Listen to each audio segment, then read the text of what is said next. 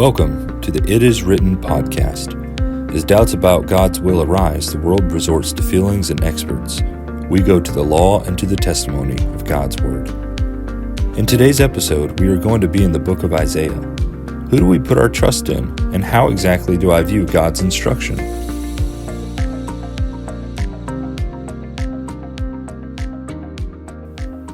So evil King Ahaz, the king of Judah, has a major crisis on his hands.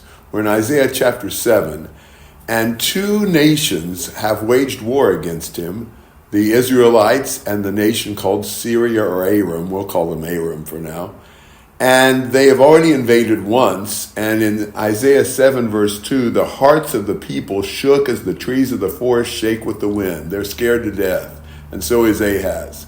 Isaiah comes with a comforting message. Don't worry about them, they're just blowing a lot of smoke, but God says that they will not last. Verse 7, it shall not stand, nor shall it come to pass. So he doesn't have to worry about it, just trust in the Lord. But it's hard when you're in a crisis. It's hard when you can see the power of the enemies to really put your trust and confidence in God. Our temptation is to trust in things we can see, things we can measure. And so this becomes a real challenge to Ahaz, who already is not a God-fearing person, to put his trust in God. God knows he's having a hard time. So read verses 10 and 11. Then the Lord spoke again to Ahaz, "Ask for a sign from the Lord your God. It can be as deep as Sheol or as high as heaven." That is quite the offer. God basically says to Ahaz, name your miracle. Yeah. I'll give you any sign you want. That'll confirm the fact that I can fulfill my promise and you won't have to worry about those two nations. Ahaz replies in verse 12, I will not ask, nor will I test the Lord. He pretends he's just too godly, too pious to ask the Lord for a sign. But the Lord said, ask me for a sign. Sure.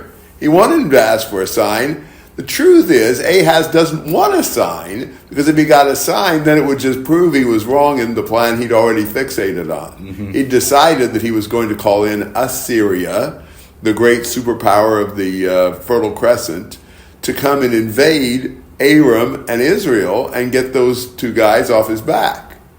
But if he got a sign from God, whatever he would have named, then he'd be pretty much obligated to trust the Lord and not do that. Right. And so that's his situation. He calls in Assyria, and it worked. You know, sometimes our plans work well. Assyria conquered Aram. Assyria conquered Israel. Those two nations were gone. Unfortunately, Assyria didn't know where to stop. Ahaz didn't intend for them to go any farther than that. But the next kingdom in line is Judah, and they come and invade Judah.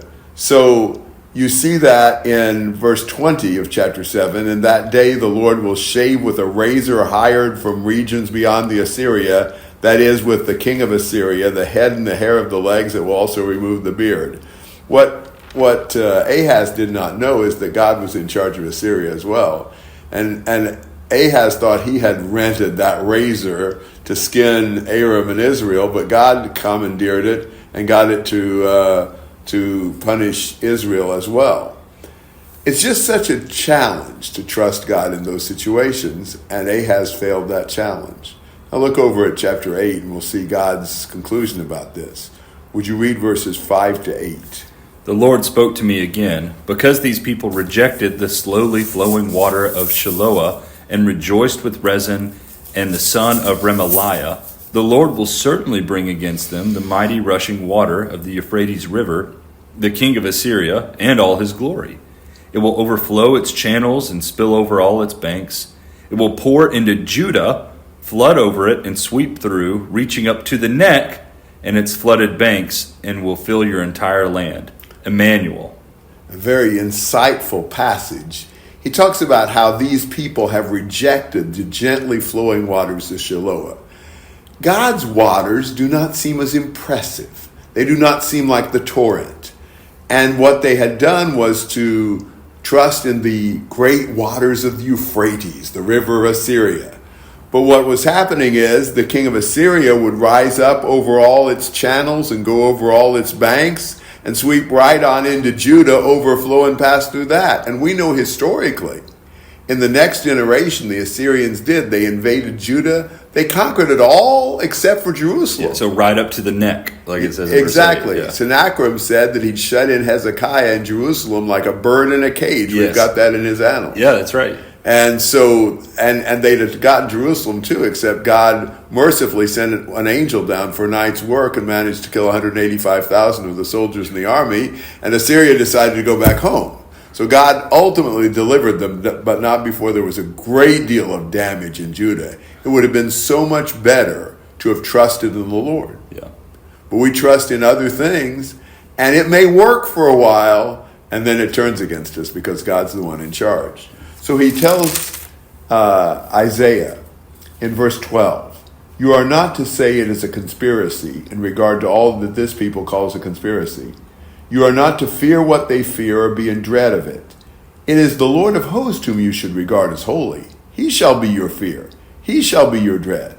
We worry about so many other things. What we ought to be fearing is the Lord. That's the challenge for Isaiah, to put his trust and confidence in God, contrary to what the nation of Judah and its king Ahaz had done. Mm-hmm. And you see how often when people put their trust in their own plans, then that's extremely insecure. Yeah. They know they aren't smart enough and strong enough to handle the things that come on them. And so look at verse 19. Would you read chapter 8, verse 19? When they say to you, "Inquire of the mediums and the spiritists who chirp and mutter," shouldn't a people inquire of their God? Should they inquire of the dead on behalf of the living? It's amazing how when people don't trust in the Lord, they have to go somewhere. And so how often do they trust in things that don't make any sense whatsoever? As he's talking about their desperate consulting the mediums and the spiritists who whisper and mutter, wouldn't they be better off consulting God? I mean, what does a dead person know about staying alive anyway? Yeah. You know, consulting with them is what you have to resort to. But it's so much better to put your trust and confidence in the Lord and what he says. As he says, I love verse 20, to the law and to the testimony. That's our slogan. That's our affirmation. We go to God's word. God's word is the standard. It's the thing we can put our trust and confidence in. And God said in chapter 9 that he was going to bring a great sunrise on the northern part of the kingdom. The part that had been taken into Assyrian captivity first would see the great light, and great things would happen. God would break the yoke of the burden of the oppressors in chapter 4, in verse 4, and the rod of the oppressor is at the battle of Midian. And all of that, verse 6, for a child will be born to us, a son will be given to us, and the government will rest on his shoulders. God was going to bring great blessings upon his people. In spite of their faithlessness, God was going to turn them back to him and was going to give them great blessings because a son, a child, would be born. We, of course, recognize that child as the Messiah. It was going to be truly the object of trust and confidence that people can have. So we learn a great lesson from Ahaz. It's a negative lesson, but it's a lesson that we ought to put all of our trust and confidence in God. Even when we're facing crises, even when we're facing things that we don't know how to handle, God does. Don't put our trust in our plans, our schemes, our experts, or whatever. Go to the law and to the testimony. Go to the word of the Lord and follow what he says. It's always so much better.